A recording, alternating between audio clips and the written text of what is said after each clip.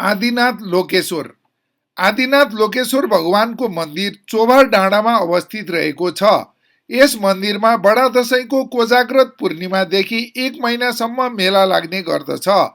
आदिनाथ लोकेश्वर सिद्धिपुरका देवता थिए। अति असिना पानी भएको कारण सिद्धिपुरवासीहरूले यस देवतालाई गोदावरी खोलामा फ्याँकिदियो।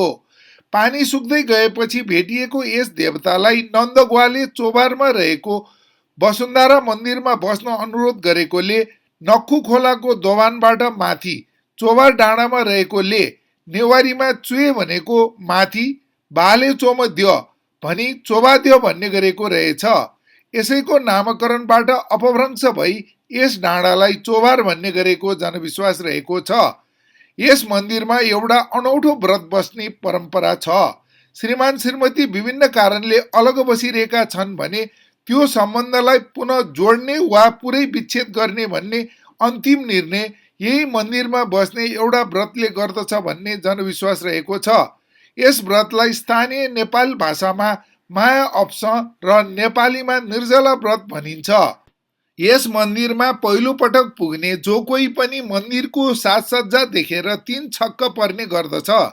मन्दिरको चारैतिर पित्तलका विभिन्न भाँडाकुँडाहरू किलाले ठोकेर अड्काइरहेको छ। भक्तजनहरूले आफ्नो दिवंगत आफन्तका सम्झनामा यस्ता भाँडाकुँडा मन्दिरमा ल्याएर ठोक्ने चलन रहेछ। अहिले आएर यो चलन मन्दिरको मौलिक परिचय जस्तै बनिसकेको छ। यसले गर्दा यो मन्दिर अनौठो मन्दिर बनेको छ। ग्रहदशा रोग भयबाट मुक्ति पार्ने, धनधान्य कार्य सिद्धि आदि वर दिने देवताको रूपमा मानिने यस देवतालाई आनन्ददायी लोकेश्वर, लोकनाथ, आदिनाथ, चोभाद्य आदि नामले पुजिँदै आएको छ।